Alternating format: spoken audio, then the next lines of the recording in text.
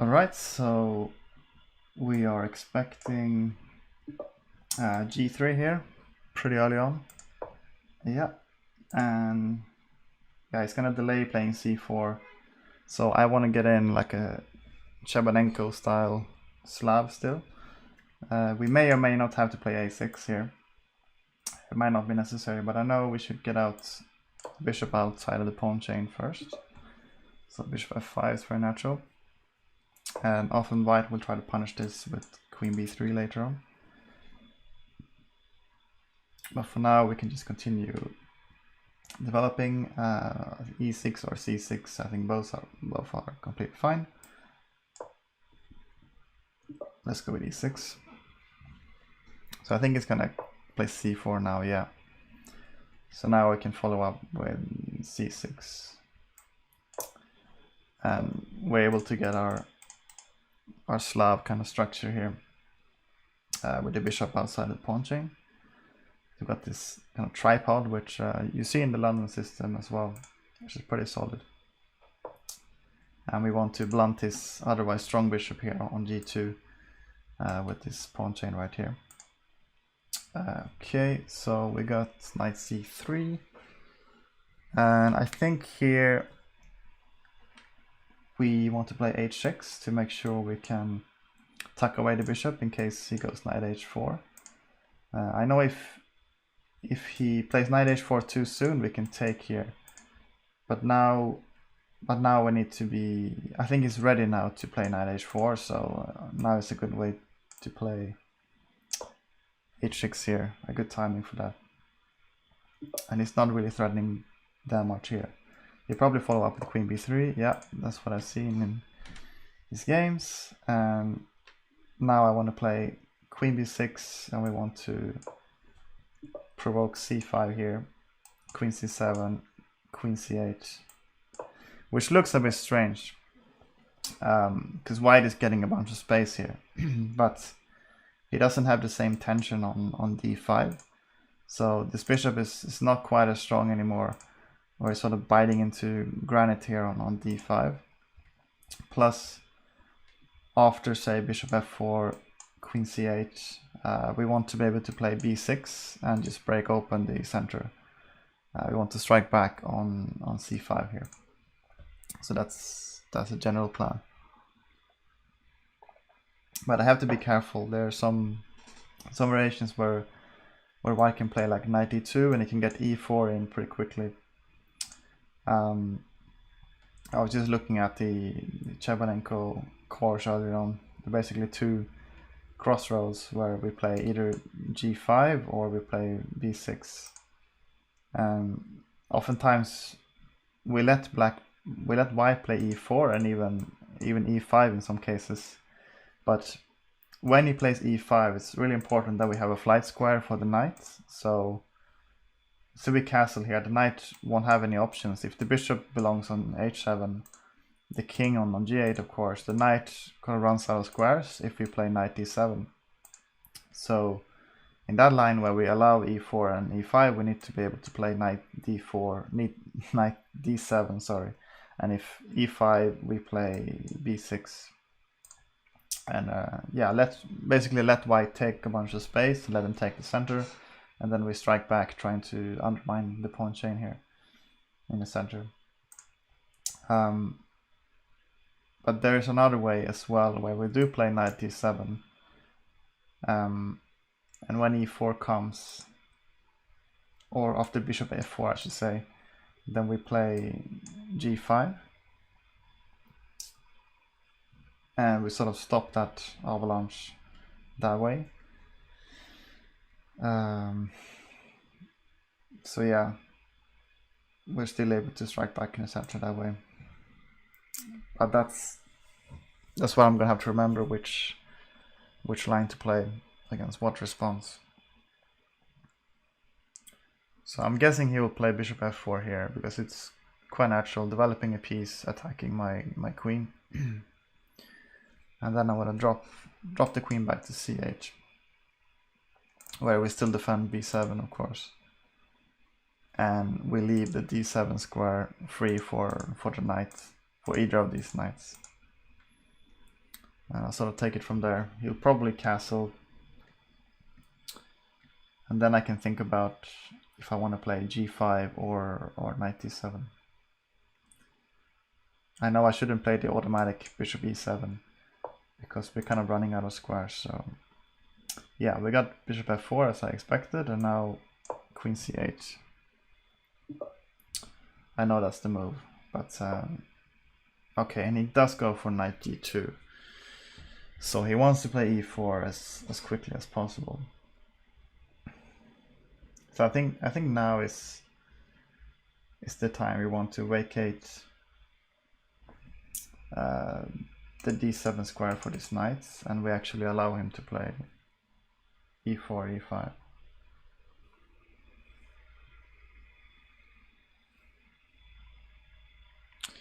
So I'm trying to think if the g5 plan works still.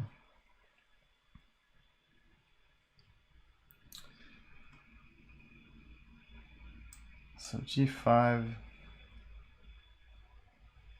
I probably play bishop e5 in that case, where we don't have a knight on d7, and this bishop will be just annoying on e5. Like after bishop g7, say he can strike back with e4, and yeah, I'm not sure I'm getting much with g5. It seems like a weakness, if anything here. We're grabbing some space, but I don't think it's quite worth it. So I'm looking at being able to meet e4 with just dropping the bishop back essentially, and then play knight e7. So maybe now we should just play bishop g6 just to get some prophylax going. At the same time, I think it's important to get on with development, so bishop e7 can't be wrong. Unless we're planning to take on d6, because then we'll waste a tempo. So let's see here. I think bishop g6 makes a lot of sense, no? Maybe even bishop h7. I can't remember which of these two.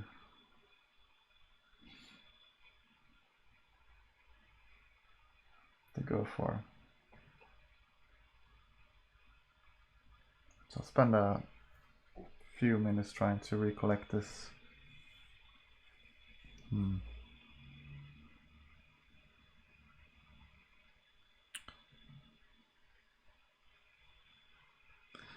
If bishop g6, e4,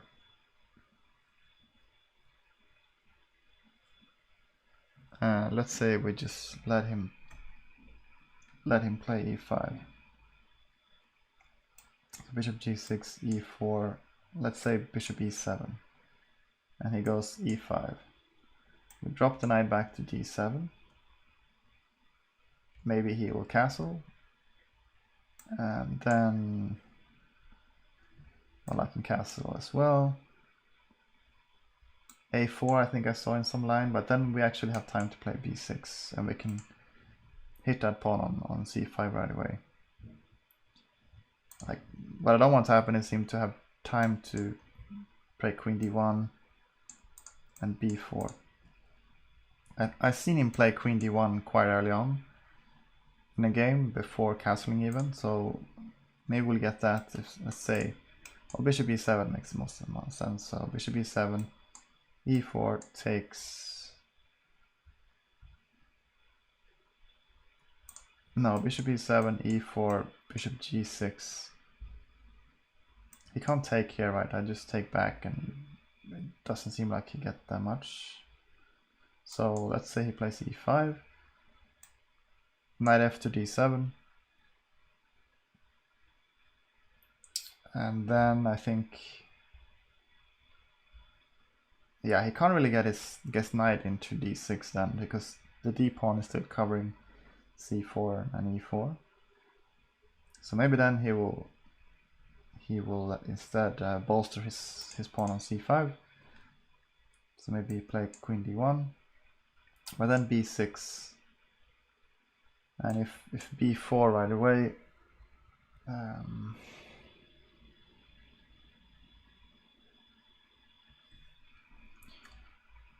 maybe a5 works. So a3 then takes, rook takes, queen takes. Then I can take on b4. I think it works out. He doesn't quite have time to play a3, b4, and move the queen as well. So I think this is an idea I want to try out anyway. Maybe this doesn't fit my style at all, just let him take so much space, but I want to see how it works out. See if I can let him have space and then sort of work on these central pawns here. So let's just go with bishop e7. Yeah, I think it should be okay.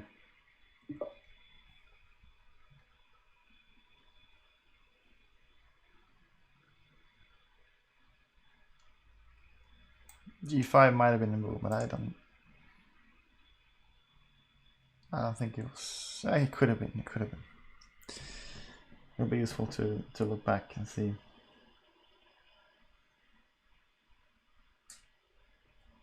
Maybe I didn't spend as much time as I should have going through this line, but we're learning.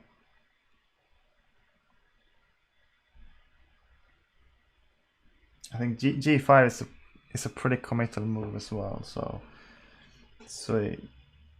if you don't know how to follow it up, it's safer just go with the other plan, I think. And I know we have at least have this square for the knight now to be able to come back after e4, e5. I should consider taking this pawn, but I think that's exactly what he wants, because I think the line goes knight takes, bishop takes, and if bishop takes, then knight takes here, and then he has the bishop and the knight to come into d6, and it's going to be quite uncomfortable to play against. So that's why we sort of let him continue with e5, and we have this nice pawn on d5 that's still covering e4 and c4, and therefore the knight can't really get to d6, which is our main weakness here. As long as that can't happen, I think it's fine. So then he might try to rush up with his pawn here to b5. Trying to break this down, but in the meantime we should be able to counter with b6 and take on c5. Maybe even play e5 at some point. And we should have some counterplay.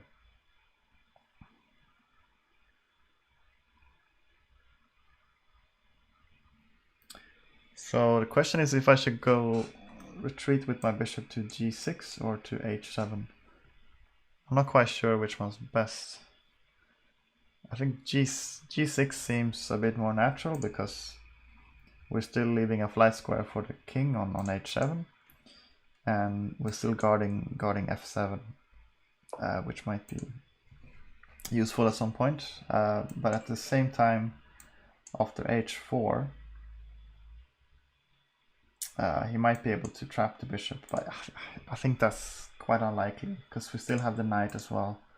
We can play h5 in the worst case, so I think it should be okay here. So my plan was to just retreat the bishop here and let white play e5.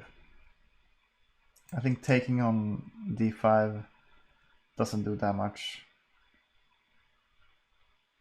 I can take with the e pawn and potentially use the e-file myself. I can put my bishop on f6 at some point, so I think that should be okay.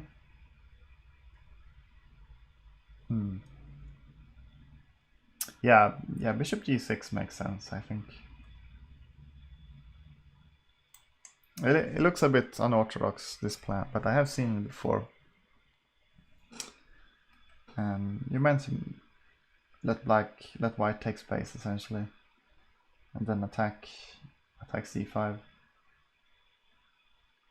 So I'm curious to see how it works out.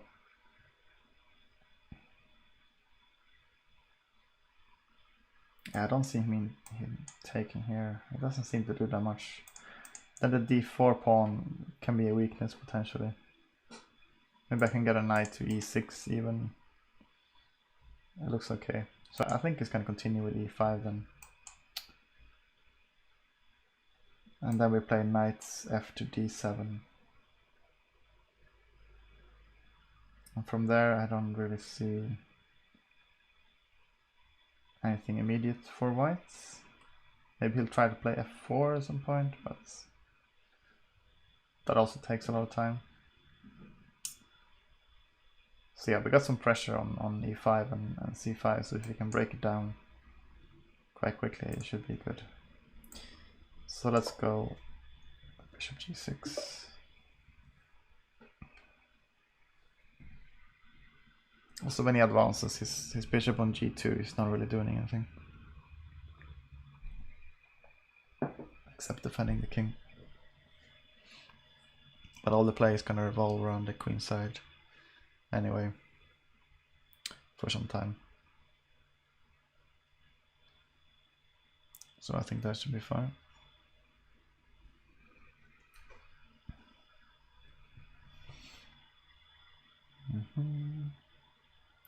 That is the Chebanenko style slab, even though we haven't played a6. That's what that repertoire recommends. Thanks for tuning in, playing in the Lichess4545 Team League. Playing on board 1 here, around 2200, 2300 level game. Lichess rated, of course, not quite the same as over the board. But I think he was around 1900 maybe over the board. It's around my level as well. So see how it goes. Unfortunately, they have already won the match. So that's a bit of a shame. They have a really strong team actually. I think they're gonna go quite far this season. I looked at their other ratings, like the Blitz ratings are quite high as well. So it was a tough game for our team. But we're trying to end on a good note here. And of course trying to learn from the games and prepare for over the board chess. We should be starting up soon. So yeah, I'm playing without any stream chat here to not allow any kind of outside assistance, so it should be all fair here. Even involuntary outside assistance, like if I see a move in the chat, it can be hard to ignore. I could of course stream with not looking at the chat at all, but I think it doesn't make a lot of sense. You can't talk to me anyway. Or I can't see you. There's always the game chat as well on Lichess. You can just find my nickname Landis on chess.tv. Chess.tv. Lichess TV. Just follow there, discuss the game. So back to the game. So here we have allowed white to take some space. He doesn't go for e5 right away. So he castles, and again I don't really want to take on e4 because then he will exchange one of the knights and then take with the bishop, and then if I take again he's going to take with the second knight, and he's going to be able to come into d6, which will be quite uncomfortable. So I want to be ready to play knight d7 when he plays e5, so that's why knight d7 will be a bad move, sorry. So instead I'm just going to castle.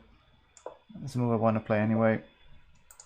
So just trying to play it fairly quickly and catch up in time a little bit.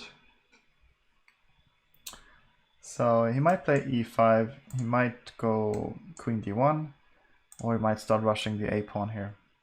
I saw in some line he play a5, a4, a4, a5, and the opponent play a6, which I'm not really sure about, because we're creating a hole here on b6.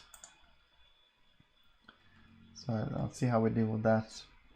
We can also exchange bishops like this. Might be useful, unless he's going to play e5, of course.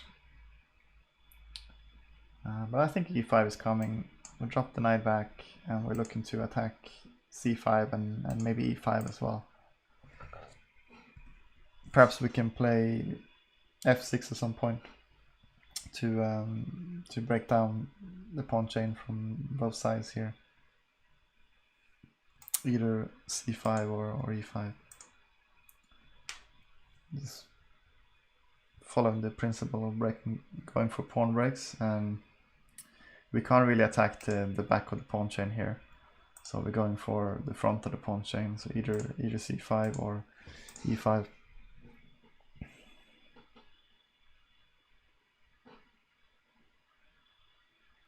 So if we look at e5, knight fd7, a4 maybe, b6, and then, yeah, he doesn't want to take this, I don't think, but he can't let me take either.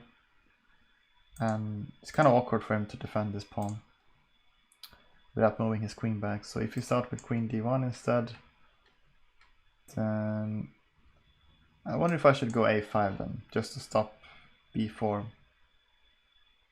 It might be worth it, but still he can go a3.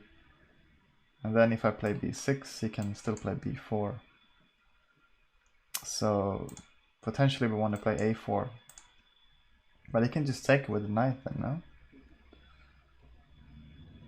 Like queen d1, b6, b4. Yeah, he'll be in time there. Let's see how this is gonna work. Queen d1, b6. What else can I play instead of b6? Maybe a5. Queen d1, a5. a3. Yeah, I'm saying if I play a4, then he can just take with the knight, I think. I can't really increase the pressure there. So, okay, rook e1. So I wonder if he wants to take here.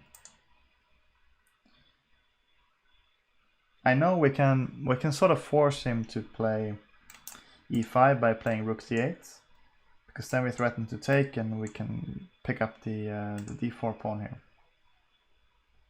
So I think rook d8 is kind of a standard move to play in these sort of positions. And again, should I be worried about takes? I need to make sure my bishop is not dropping on e7. So let's say rook d8 takes. I can of course take with the c pawn, but I think that what he wants to do. It's going to be really hard to play e5 then. So instead, well, there might be a problem here. If I take with the knight, then he can just take again.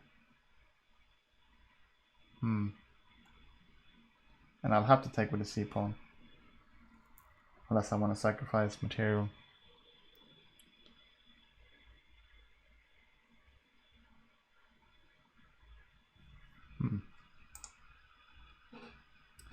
It's a pretty tricky move here.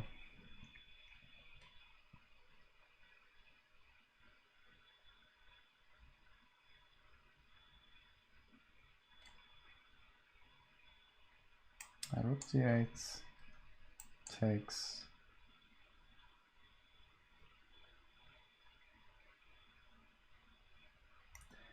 Or knight takes doesn't really help. I can't take with the e pawn. I don't really want to take with a c pawn. I don't think. I mean, I get my knight to c6, so I can create some pressure on d4. And his pieces are actually not that well coordinated. Maybe just knight f3. But how can I increase the pressure? I guess d6 still.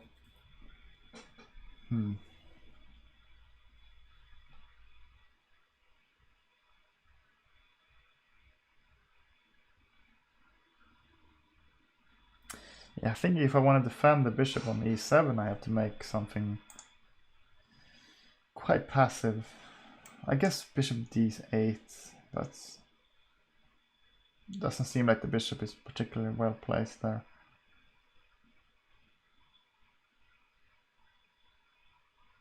And after e5, it's not really the best square for it. I think the bishop wants to be on f8 with the rook on e8, so I guess rook e8 is a decent option. Yeah, put my bishop here. But yeah, I'm getting quite cramped there. If he doesn't play e5, if he just prepares it for a while, how am I going to put pressure on him? Put pressure on the d pawn here.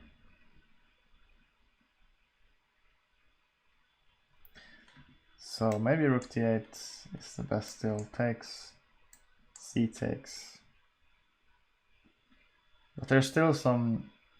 There's knight takes, bishop takes. Now rook takes, and I'm okay. I was thinking there'd be some sacrifices, and he can pick up the bishop on e7.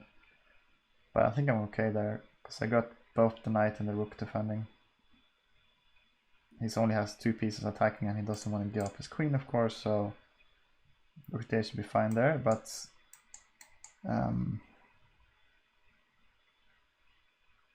and I am opening up this diagonal for the bishop. I still have the option to take here, but still there's knight takes,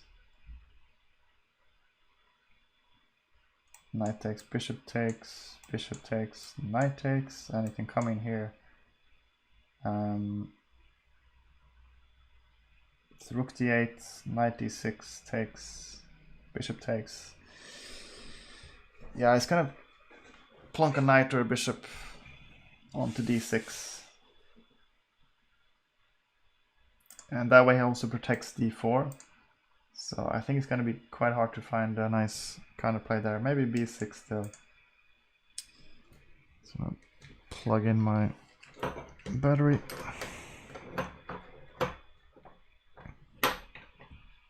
Sick.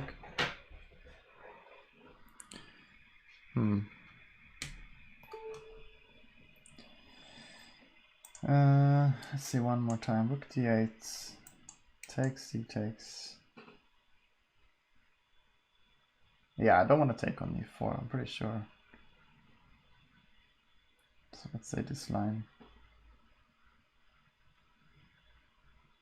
If you base e5, it just transposes to the lines I've been looking at beforehand. So here.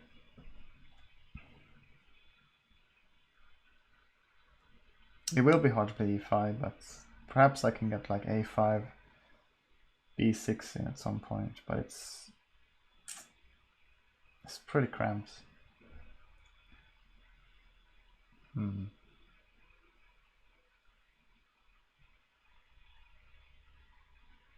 Yeah, I think it should be fine after knight d7, b6. I can still attack c5, and he doesn't really have time. And the knight is of course helping to defend d6. So let's see e5, knight here, a4, b6, queen d8, b6, b4. I'm getting at least some play on the queen side. But if he takes, c takes, again I can play knight c6. and that also helps me achieve e5 perhaps. And I can reroute my knight somewhere and put my bishop on f6. I think it should be alright. I think rook e8 is a bit too passive. So I'm gonna go with rook d8 instead.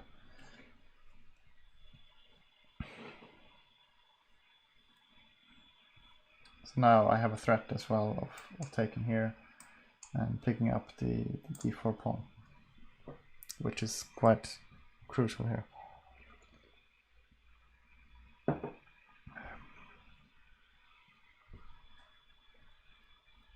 So I'm trying to incorporate more, well, trying not to be too materialistic, which I think many players around my level struggle with. So I got a new book called Beyond Material.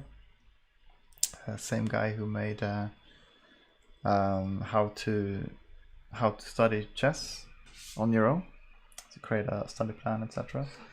So I've been enjoying that, and I know I'm suffering from this materialism, so I thought it would be a good pickup. And he talks a lot about players overvaluing the face value of pieces and not taking into account space. And well, you can see here I'm down a lot in space, but space means more than just the space, the physical space advantage on the board. It means having access to certain squares, files, diagonals, and having some active pieces. Whereas activity or time, yeah, it's a space, time, and material, just like physicists describe the real world. So time is about tempo, initiative, and attack. So I try to value those other aspects a bit more. There's even psychological aspects as well that can be taken into account when you do like a positional sacrifice, for example. So I'm trying not to be too materialistic. And the author said, his coach said, once you can correctly sacrifice a pawn, then you'll be a strong player, which was an interesting quote. And I've taken some lessons as well, and that was one of the things we worked on, this pawn sacrifices, when to go for them, and also when to avoid being too greedy and grabbing pawns, which I'm also guilty at the sacrifice of time and space. So yeah, rook e8 kind of goes against that time aspect of it. I think it's just too passive and it's not threatening anything. Just simply defending the bishop with the plan of retreating here, but then white still has the option of either closing the position or taking on d5 or attacking here on the queen side. So if I'm not creating any kind of questions for white, any problems, then I think it's going to be easier for him to play and just slowly build up his pieces, get him in great positions, and then strike back with that pawn lever somewhere. Oh, I think I messed up my overlay a little bit. Let's go like that. Yeah, make it a bit smaller. That's okay.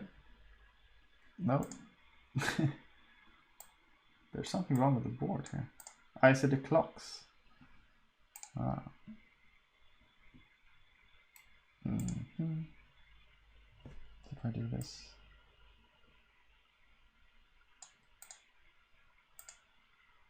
I see what's up. So I need to do this and make the clocks smaller. And that should look a little bit better.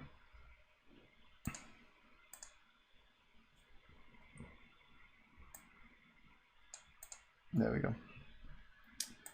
Okay, so he does play rook d1, just defending the pawn, which is what we want.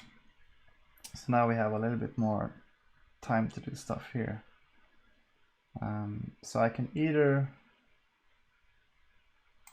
go back here, just anticipating e5, a bit of a prophylactic move, and then go for b6. I can play b6 right away, potentially sacrificing this pawn here. So b6 takes, pawn takes, queen takes, so the idea was to, we play knight d7 with tempo. He might be able to come into c7, just trade my queen, and his knight is still defending a2.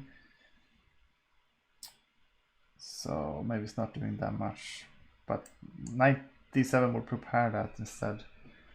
So we prepare b6. But if I play this right away, then he might have the sacrifice then. I take here, c takes, and then knight takes. If I take back with the pawn, then I lose my bishop like that. So I think I actually have to tuck away my bishop first to make sure he doesn't have those kind of tactics before I go on to drop my knight back or play b6. So yeah, bishop f8 makes a lot of sense here. The bishop is just exposed here. Yeah, it doesn't need to defend the knight, of course, so yeah, let's just drop back the bishop. A bit of a practical decision there. It's just a quiet improving move, hopefully. So now I think he wants to prevent me from playing b6 and kind of breaking there on the queen side. He might go e5 first, and I come back, and then it's a little bit awkward now because he doesn't have queen d1 anymore, because the bishop now takes away some squares for the queen. So maybe it's harder for him to get b4 or potentially b5 in as well.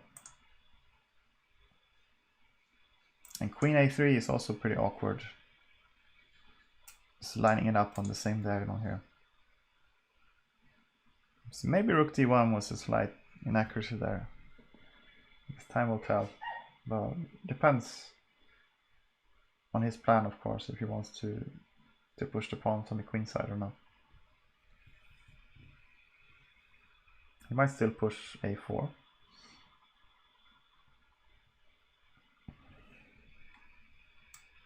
So a4, let's say knight d7, a5, just prevent b6, but I can play b6 anyway, I think. Takes, takes. Now I have the a file for my rook. And these pawns are connected, I'll be able to push c5 at some point. Of course the d pawn gets a bit weaker then, but I think it should be okay, especially if he goes e5. So I don't think I'm necessarily to be afraid of a4. It has less oomph in it now that there's no rook on a1 as well.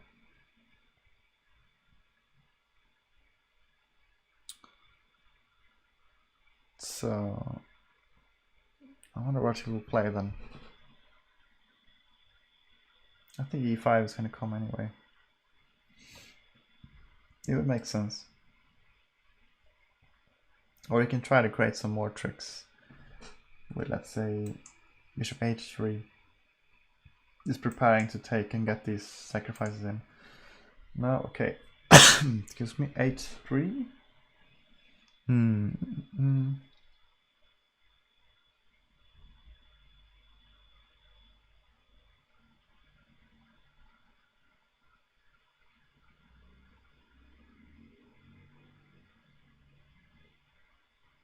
I wonder if I should worry about g4. I've seen h5 being played quite a lot. But it feels a little bit too reactive. Like, is g4 really such a threat here? g4, g5, say, takes. I don't think it's a huge deal. Maybe he just wanted to prevent the knight from coming to g4. Just tuck away his king to h2. Slowly improving his position as well.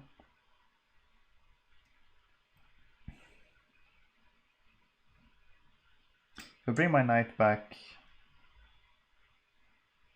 then I lose another defender here on the king side, but I still have my 2 bishops here. And his queen is nowhere near the king side. It will take him a while. He needs to clarify things in the center first and bring his queen over.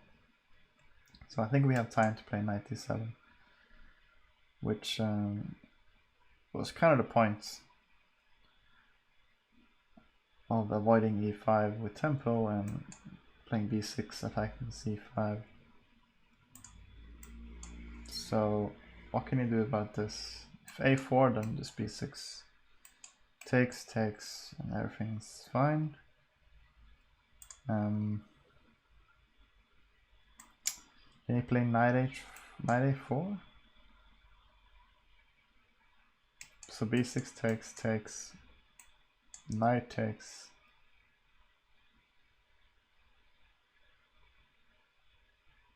It's quite strange if that works. Also, if I don't play b6, the knight is not really doing anything on a4. I can just wait and maybe go for e5 instead. But I still downside of playing knight d7 right away. So let's say he takes. I could take with the e-pawn now. So he's got a nice rook file here, but he has no empty squares. And bishop d6 doesn't really accomplish anything.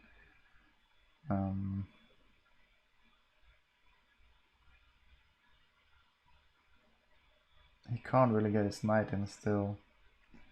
Maybe he'll go knight f3 or something. Then b6. Yeah, I'll be able to come out with my pieces a little bit on the queen side. So if I go knight b d7, then he plays e5, and the knight still doesn't have any good squares. Like I can go here, but after bishop e3, the knight is kind of offside. Knight e8.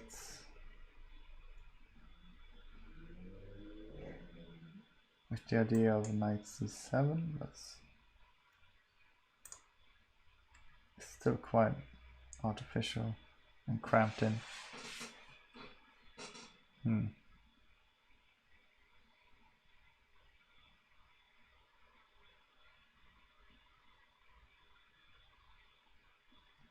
This knight a6 as well. But the plan is to play b6, and we just want to do it as quickly as possible. So, and the knight might get a chance to come into c6 as well. Like after we take and play c5. So I think it makes more sense to bring this knight back.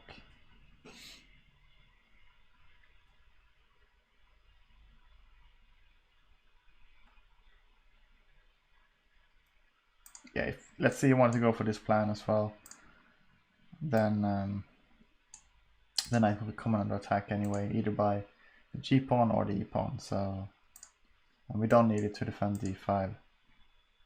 So I think knight d7 makes sense.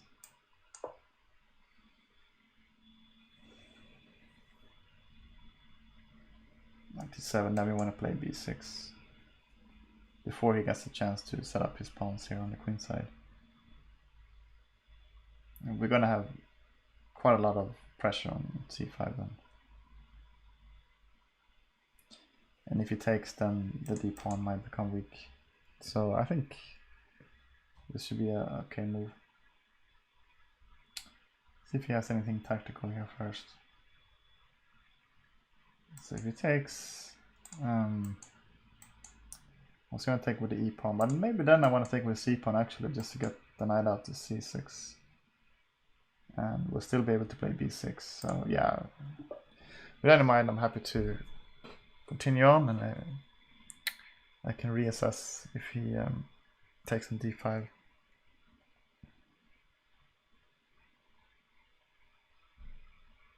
if I want to take with the C or the E pawn.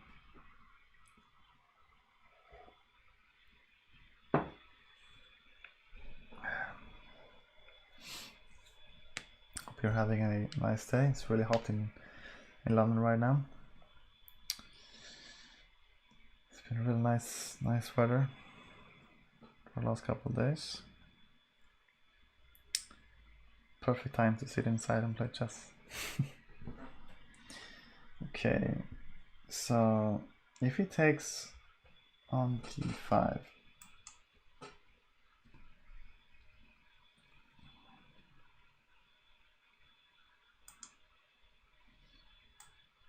say c takes,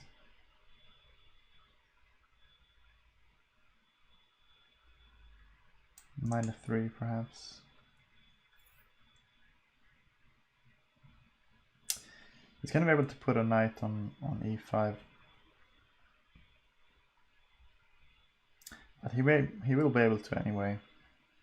I already moved my rook here, so I don't want to move it back to e1, e8, sorry. So maybe I want to take with the c pawn.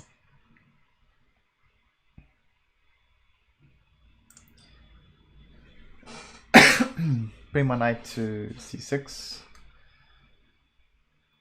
Well, this comes with a threat, so maybe knight f3. And I can still play b6. I think my knight's gonna do a decent job exerting some pressure on center, like both of these pawns, and the bishop as well after d6. So I take with the e pawn instead. And if this breakthrough doesn't work for whatever reason, then my knights are just kind of stuck like this. And he's got a nice file, he can just calmly double here. And yeah, bring his knights in. He's got a lot of like easy moves to play.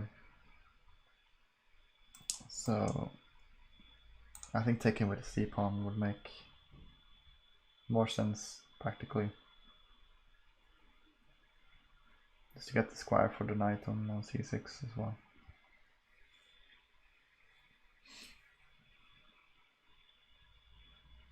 I was still supporting e5.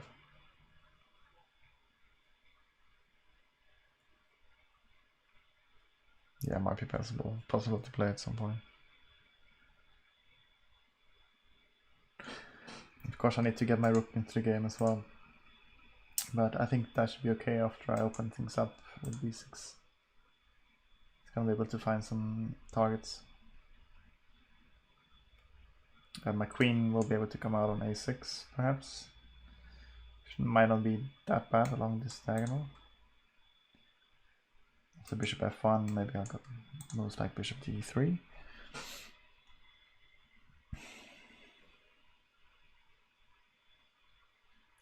So yeah, I think we should be able to get out of this one.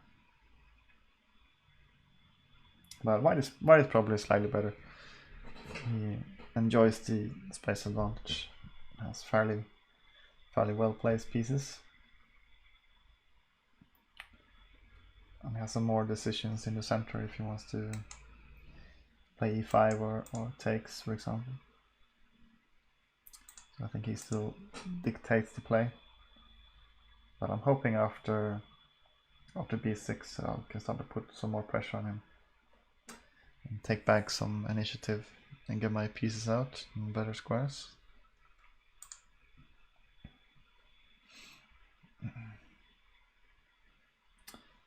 So yeah, I hope everything's fine, like audio wise. It should be better now. I'm playing without the music. Hopefully the fan doesn't make too much of a noise. Got a better mic setup now. Back to my usual style. And yeah, as usual, if you like this stream, give a like, comment on what you want to see or something from the game. Subscribe to follow my streams. Okay, so yeah, yeah, white certainly enjoys the space advantage here. Interesting to see what he does. I think e5 might be a good candidate move. Also take here. So I'm pretty sure I'm going to take back with the c-pawn then, to get my knight out to c6 and enjoy smoother developments. So if he plays something like knight a4, I'm wondering if he can just keep me from playing b6. So he takes, knight takes. But then after takes, queen takes, so there's a lot of errors here. Maybe I can take on a2 then. I'll get some counterplay. Also, when the knight leaves c3, he's going to have less coverage on the e4 pawn. So I might be able to also take with the knight and then take on g4. So it's not so easy here. One needs to still be accurate.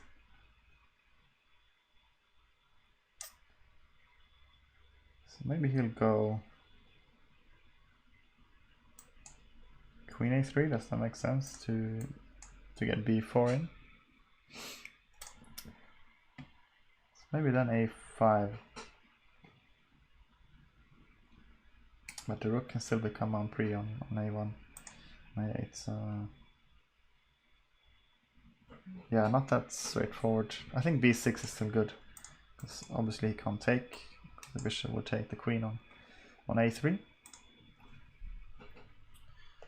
So I think he's either gonna take or play e5. He can even go for g4, h4, g5 stuff. King h2 would be a natural move as well, slightly improving. Maybe he wants to play more stuff like rook f1, bishop back, and push the f-pawn. That could be an idea as well.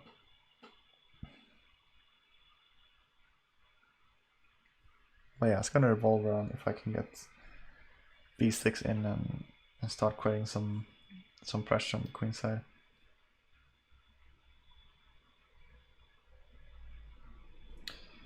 Might also opt to just double his pawns here.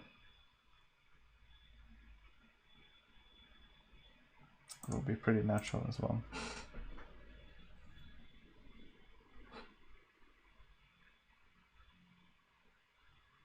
See what he goes for. We got some spectators, yeah. 10 people here. Just drop my... Oops. Just gonna post my link, not the whole thing. There we go. Yeah, really good league. If you're looking to play some competitive games, I recommend Lichess4545, which has a individual league and a team league as well. So you go sign up. Just make sure you have a non-provisional classical rating, and you're able to connect using Slack and stuff, and able to play like 1 game a week. But you can also mark yourself as unavailable. And the way it works is a Slack bot will create a channel with you and your opponents, and you get to pick a time, make some suggestions, then schedule a time, and the bot will fix everything with automatically publishing the game, doing the result, and figuring out the time zones even. So it's not that much admin work, and it's really well organized. Great mods and people behind it. So yeah, I can really recommend it. The team part is nice as well. You get put in a Slack channel with 900 people, and you can sort of cheer each other on, watch the games and stuff, learn from the games. You get some camaraderie. So yeah, I can recommend it for sure. It's been great, especially in lockdown when there's not much over the board chess going on. able to come in and play serious games instead of just playing blitz over and over, like many people do, myself included. So I'm trying to play less quick blitz games and more longer ones and trying to learn from it. I even wrote down like a little database of blitz and rapid games and trying to put in what I learned from the games and what was the key critical moment. Let's see how much I'll be able to keep it up, but it kind of forces you to stop and think about the game, look through it, not just doing a quick computer analysis, but figuring out where you went wrong in your repertoire as well, and start seeing a pattern if you need to work on your tactics or calculation or end games or openings even. So it can be good for that as well.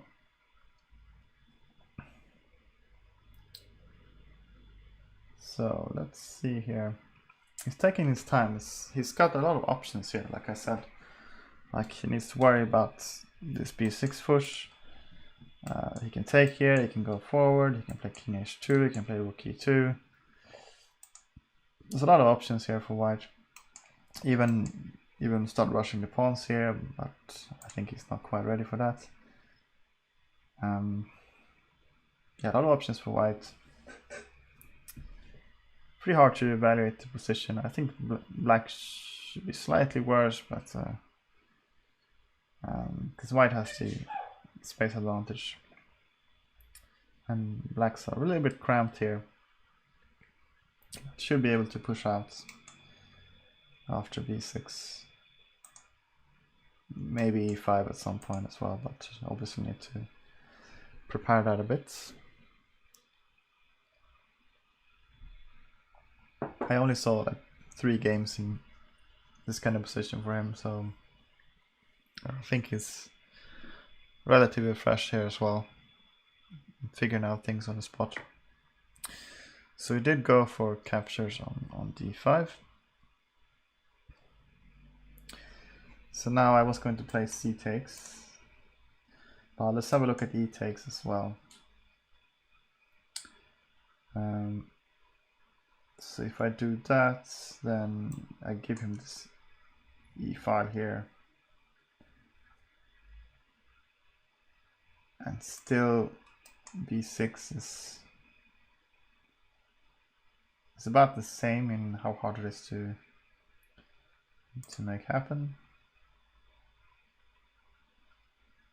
Yeah, I don't feel like going back with the rook to the e file, so yeah, taking with the c pawn makes more sense to me, because I can bring my knight to c6 now. I'll be less cramped. I do have to look at this move though, knight b5, because he's threatening to come into d6 and to c7 as well, trapping my rook on a8. Good news is I can take here with tempo, but after queen h4 I do have my own threats as well with bishop c2. I also have knight a6, but then maybe he goes into d6.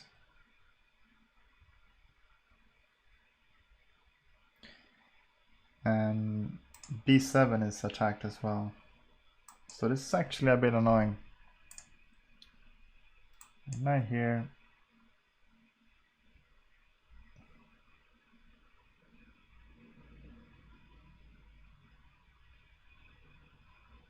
Maybe I can ignore it, knight c6. Let's say he jumps in here, I can take on d4. So queen a4.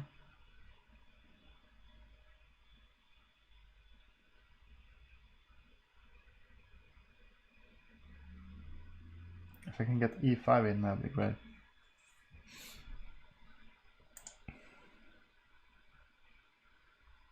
I think it should be salvageable. Either knight c6 or knight a6. Yeah, I think I have a lot yeah, I think I have enough options to make the decision to take with the c pawn. I don't want to fall behind on time. So if I take with the e pawn instead, like my, I'm safe from knight b5, but I can just double up on the e file, and it's a bit harder to find a good plan for me. And he has many natural good moves here. Say rook e2, b6. Can even just take it. And I'm gonna have a backward c pawn.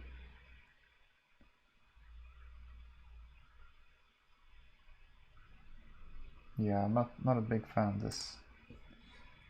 So let's take for the c pawn, and I think we should be okay.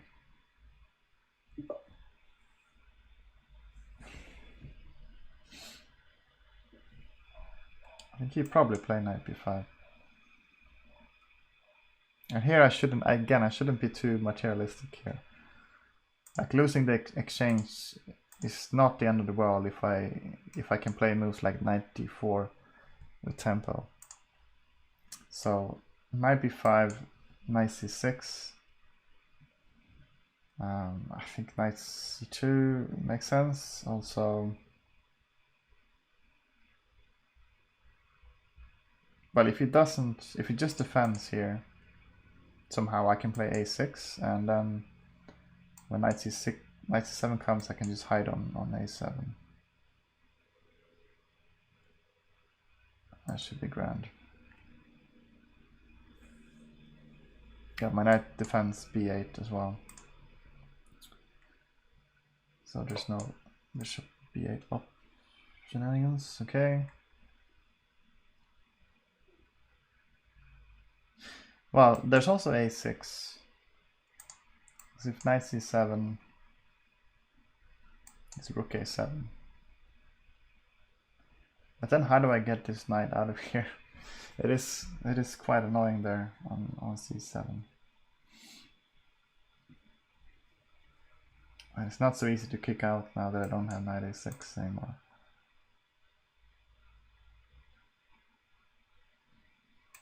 So here, so a6, knight c7, rook a7.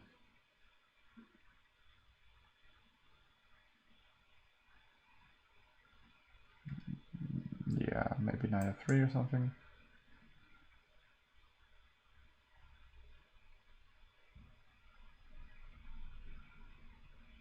So knight c6. Again, I'm not really putting up many threats here. Whereas if I play knight c6 right away, allowing knight c7,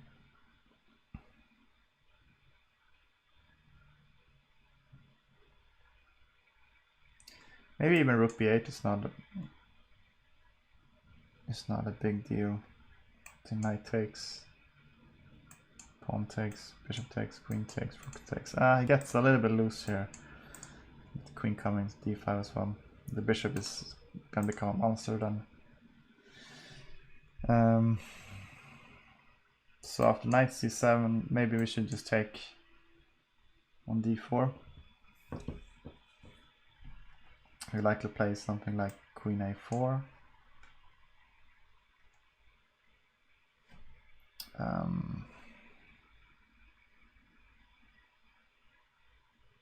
But then this pawn is dropping as well. That's the beauty of it. Like knight takes c5. So maybe he wants to defend against that. So let's say this line, queen c3.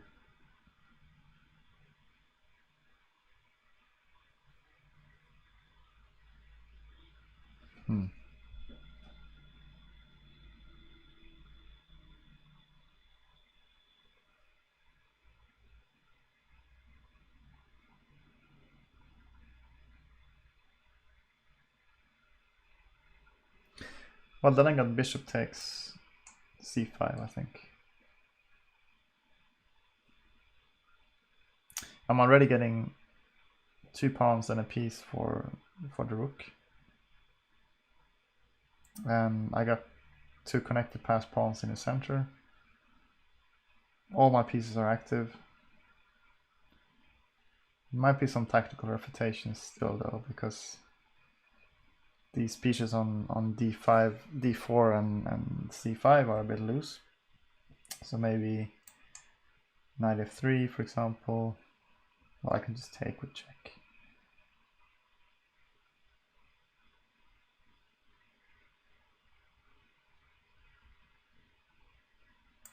I think we should go for it. Yeah, I'm not going to play too passive here with knight a6. So after knight a6, how do I continue then? The knight is just so strong on b5. Can jump into d6 anytime it wants. That's another thing I gotta calculate, by the way, knight d6. But then I think it just takes, let's say bishop takes, and I can take on d4 with tempo on his queen. And it should be fine. I can just come back with the knight if I need to. I want a pawn, and I'm likely going to pick up the pawn on d6 as well. I can't see any immediate threats there I need to deal with. So I think knight c6 makes sense here. So bishop c7, I can just play rook e8.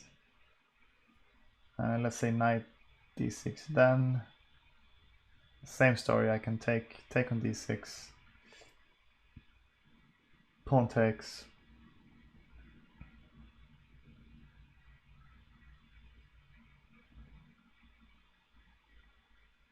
or knight takes. Knight hits my queen though, so I should look at that. Bishop here. I can also just take and take here, take and take the knights. Yeah, I think that should be fine. Let's go with knight c6. Do or die.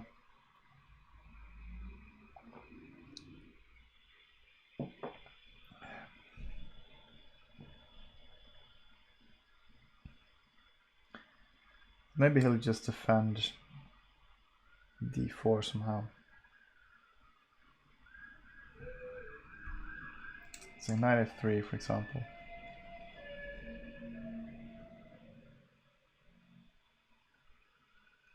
Let's give me this square.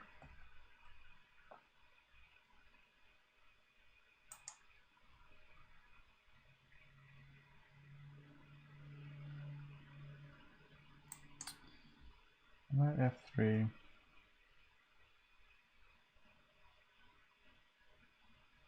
Makes a lot of sense. a6. Maybe knight back here.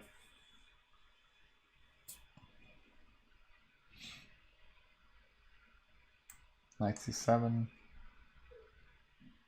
Rook b8, I guess. And then knight takes.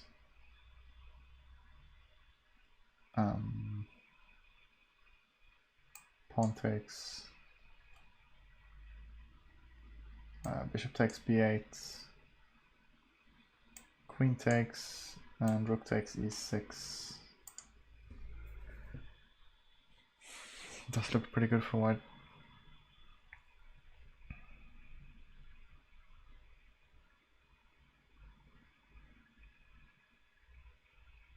I can play a5 as well.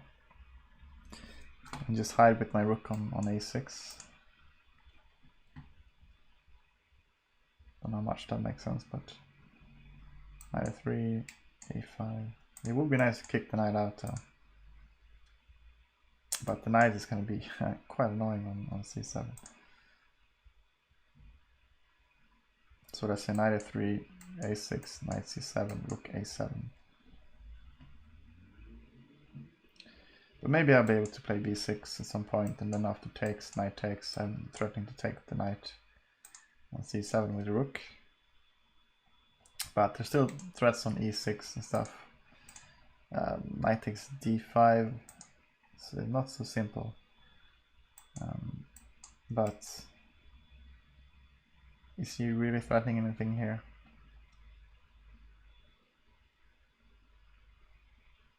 Maybe knight comes in. It should be okay. I think I'll be able to stabilize if he doesn't go for knight c7.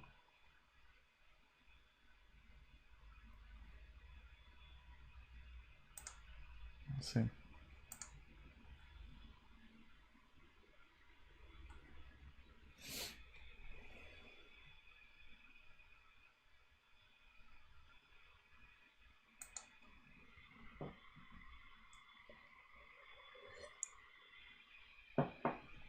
But yeah, it's an interesting position, for sure. Pretty quiet game, but I think it's going to start ramping up here quite soon. It's going to get tactical.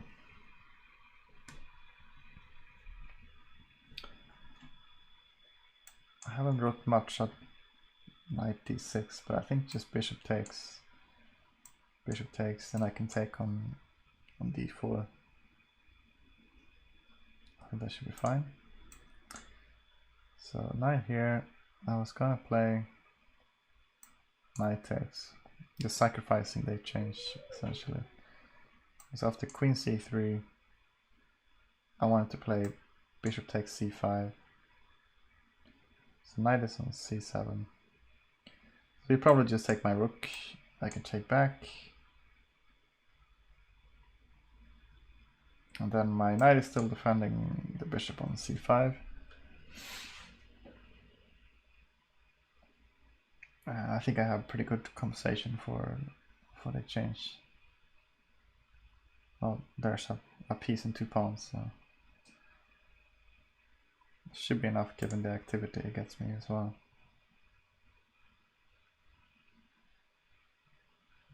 Yeah, it's an interesting line. Does he have anything else than queen c3 though?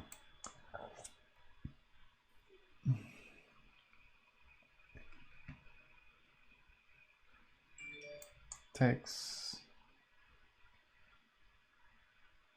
let's say queen a4. But then we have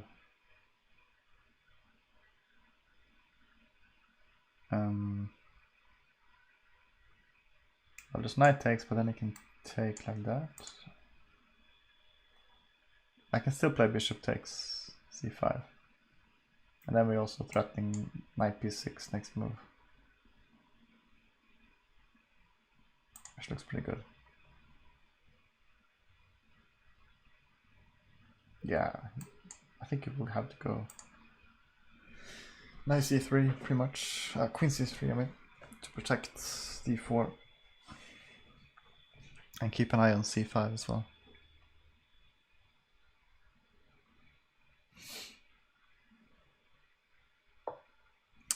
Okay, he does go for knight f3.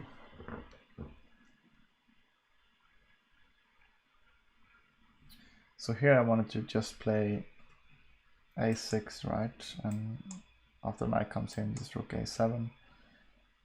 And then just kind of keep the knight trapped on c7. There's knight takes ideas, but yeah, I'm not sure how much he's getting out of it. Maybe he's getting 3 pawns. a6, knight here, rook a7, knight takes right away. Pawn takes, rook takes. How do I defend this? Maybe knight f6. And the knight and the rook are both defending d5, and I'm attacking his rook on e6. Plus, yeah, the knight is protecting the bishop by blocking the rook, so I think that should be fine. And if he goes in here, I have to take with the bishop, otherwise it's going to be a nasty discovered check on my queen. Let's go with attack. So yeah, bishop takes, bishop takes.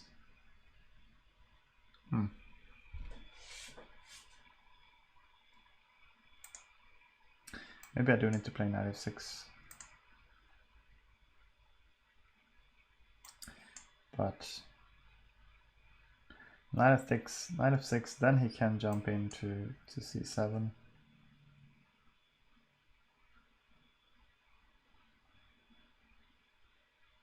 Perhaps rook b8 will work then.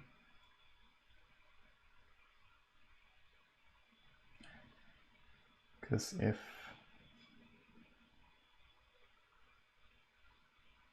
if knight takes somewhere, knight takes e6, pawn takes, bishop takes, then I can take back with the knight, maybe? Any of my knights? Well, this knight. And the queen is still defending e6. So he'll get a rook and a pawn for 2 pieces, right? I think that should be a pretty fair trade. He's still gonna be more active, of course, knight coming in here, attacking the bishop and stuff, but I don't think he has anything immediate. Whereas a6, knight comes in, bishop takes. I'm gonna be really weak on the dark squares, and I'm not really sure I got much to show for it.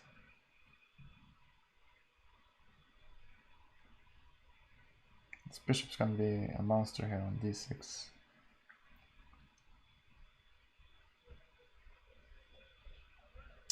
Can I get e5 in though? That's the question.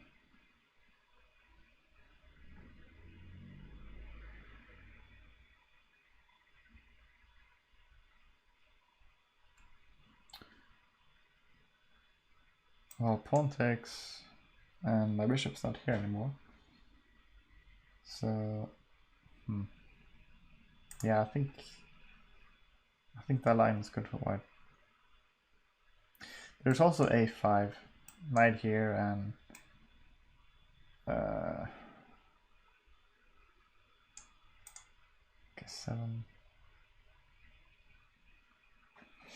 But it doesn't really matter, those two. Then I can just stay here as well. A6, knight here.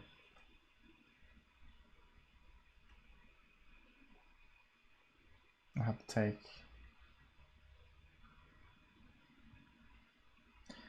Bishop takes, let's say b6 then.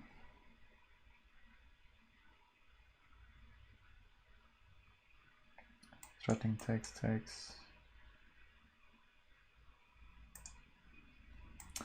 Other moves are knight f6.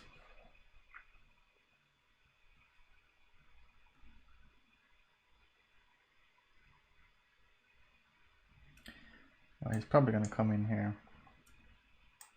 Rook b8. Well, he can force a repetition then. Just knight coming back and forth. I think I should be okay with that. We lost the match anyway.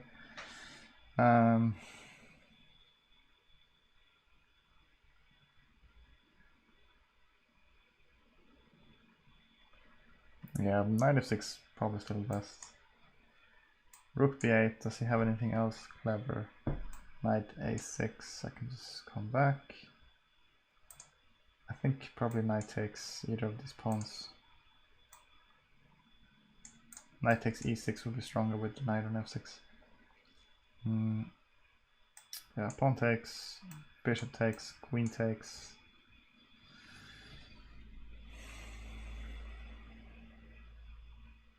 No, bishop takes, knight takes, otherwise e6 is falling.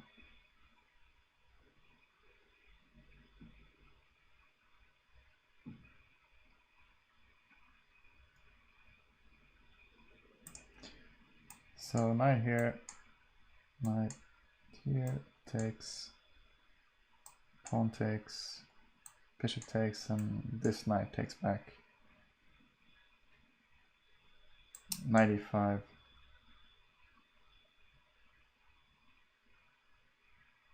I had to move my bishop somewhere, say back here. Queen f3 maybe. I still have a knight on f6 though, so it should be fine. I just don't like this line here. Takes, bishop takes. It just seems so easy for white to play. Maybe it's not as bad as I think.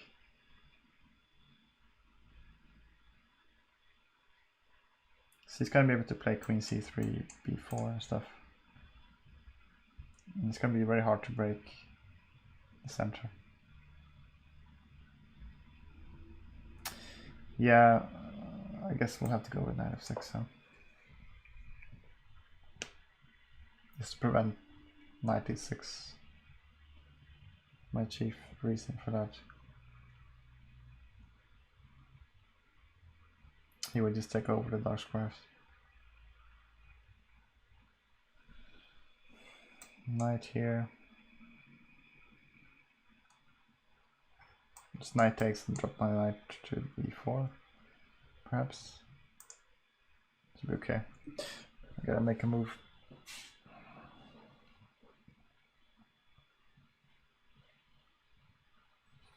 I think you play knight c7 though.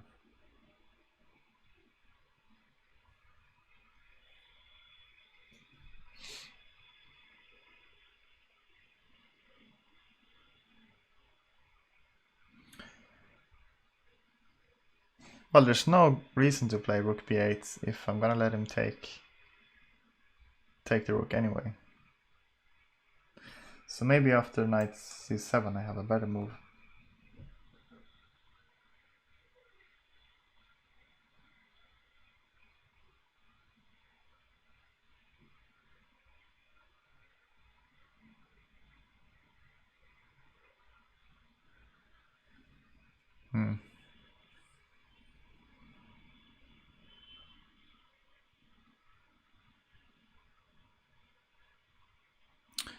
It's hard to come up with something active though. Maybe knight a5.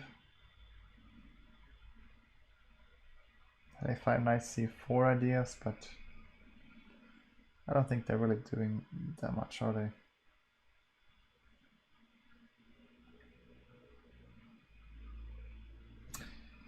Maybe knight h5 is an option. Takes my rook, I take his bishop.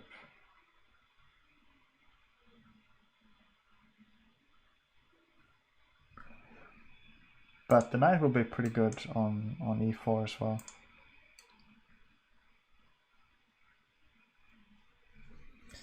But it is a whole rook then if I'm not getting,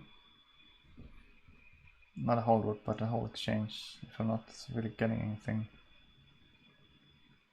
I get a well placed knight, but it's gonna be fairly temporary.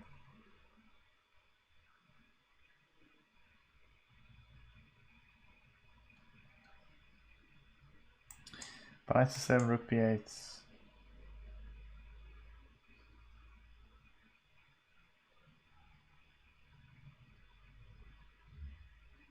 Yeah, I'm not getting his bishop then, so there's e5 as well.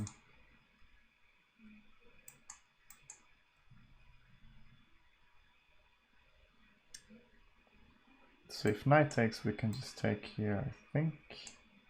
Take here though.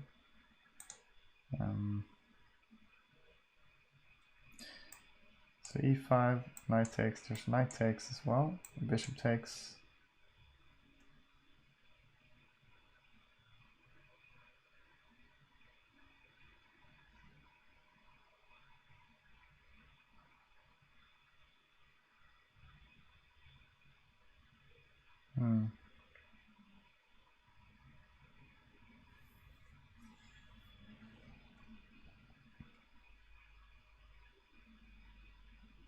Am I getting something there?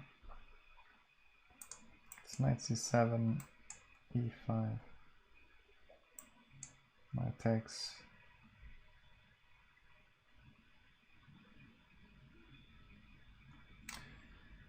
Knight takes, bishop takes.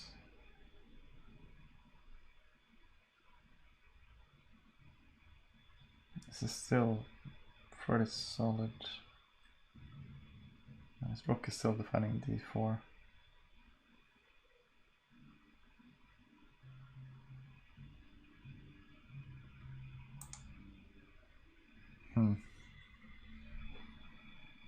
I probably have to play rook b8 after knight c7, right? I will probably see knight takes e6, so we can just keep the knight there for a while. Maybe force me to play rook d7 or something like that. But b6 is coming as well.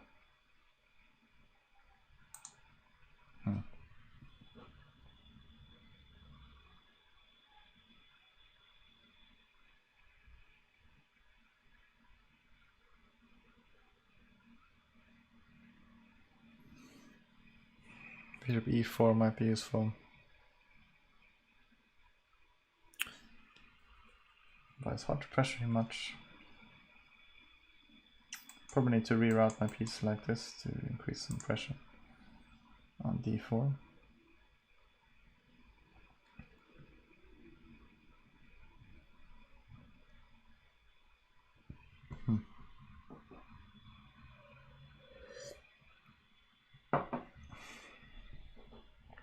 It's too tempting not to play knight c7, isn't it?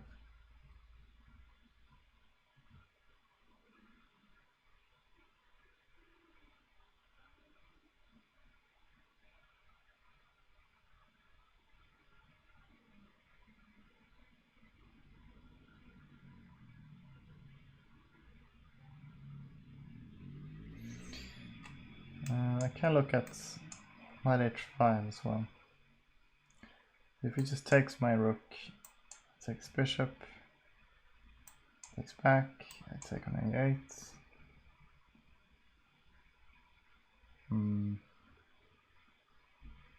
I've shattered his pawn structure a little bit, but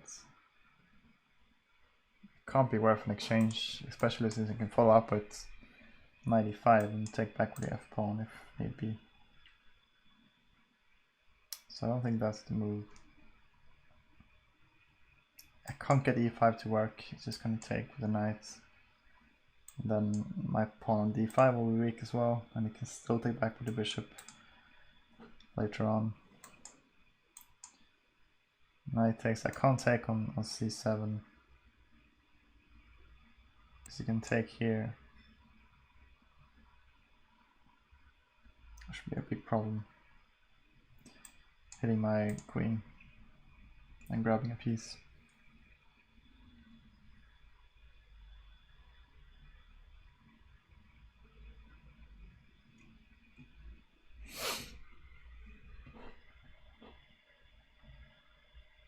Well, do we have anything else than rook b8?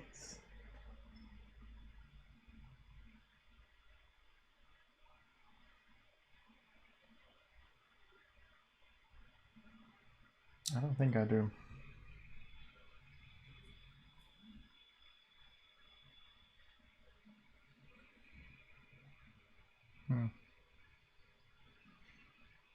Yeah, I think I'm just gonna have to play rook b8. And yeah, he's gonna get the exchange. I'm hoping to get a little bit for it. Knight c7, rook b8, say knight takes, e6, pawn takes, bishop takes, queen takes. So I'm getting two pieces for a rook and a pawn with a pretty horrible pawn on e6. Quite inactive pieces as well. There's also knight takes d5, but then I can take back with the knight perhaps, and I'll get a slightly more active position. So yeah, I can't really see anything better than rook b8 here. Even though I'll be able to get this knight back, I can't create anything useful that I can see.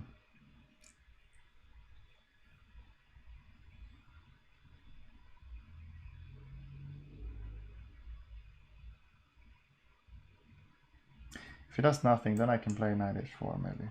Just take the bishop and then take the knight. So yeah, let's just play rook b8. I don't think I'm going to find anything better. And it's nice to be up a bit on the clock. Okay, so is he going for a draw? I mean, I'll go back because I don't have anything else. Maybe he's just gaining some time.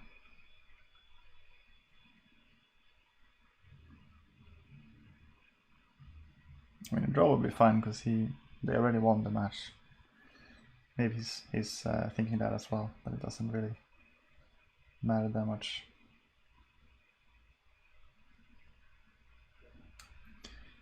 But now he's not gaining time, he's more losing time. Okay, yeah.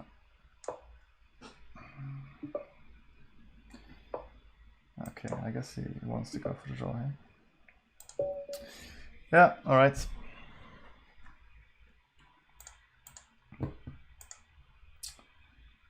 Yeah, I'm curious how this position is. Let's have a quick look at it before I head off. He says, I'm not feeling so well today. Sorry guys, just a lame draw. We already won the match anyway. Okay. Hope you feel better soon. Somebody already did the computer evaluation. But yeah, I think there was nothing spectacular happening here.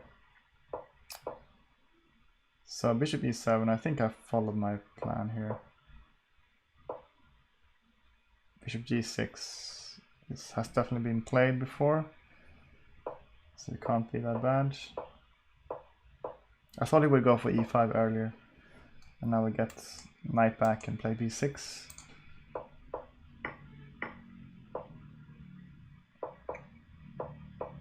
Yeah, it seems like there was... Well, he was up +1, so I have a feeling that this is quite good for white, just taking here on e6. And I was going to take like that. Queen takes. I mean, the material is quite even, like, after this. But... not huge advantages, but I was... yeah. Yeah, it was better for sure. I agree. Because my pieces are quite inactive now. And the pawn is exposed. The bishop is going to become a monster. It has been out of the game for a long time. My bishop is fairly passive. And if we flip on the engine, I think it's actually preferring black here. I'm a little bit confused. It's bishop f7 is coming back. So did white have anything better here? Why is he saying it's +1? Knight b5 is what he played. There's knight e5 as well. Knight e5, knight takes, bishop takes. But that's trading too much and sort of allows your queen to get activated. Yeah.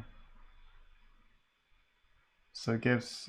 well, there's bishop h5 here apparently as well.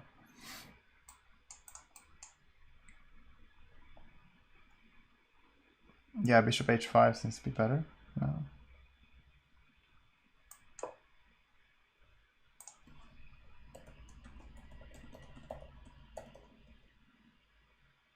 But what happens after g4? Oh, what? What is this?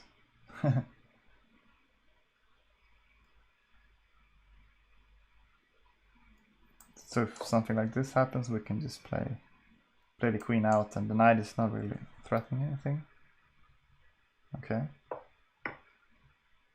But that's pretty hard to see. Like, I'm not sure I would have picked up on that.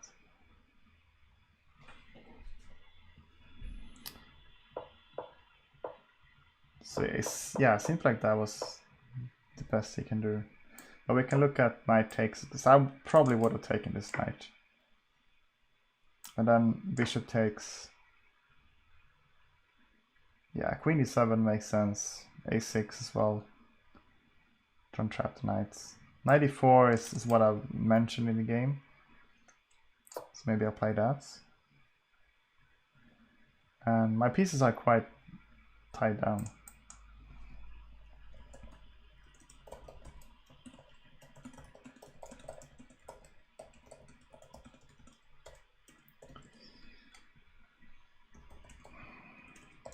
I'll say good luck rest of the season.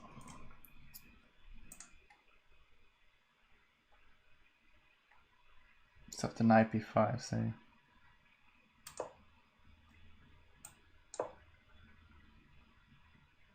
I mean, this looks fine for black, right? The engine still wants to go for this draw. Or it doesn't really recognize that it's been happening a few times. Yeah, it's taking more space. Rook d7. Knight a6, cute move. So the knight is just coming out.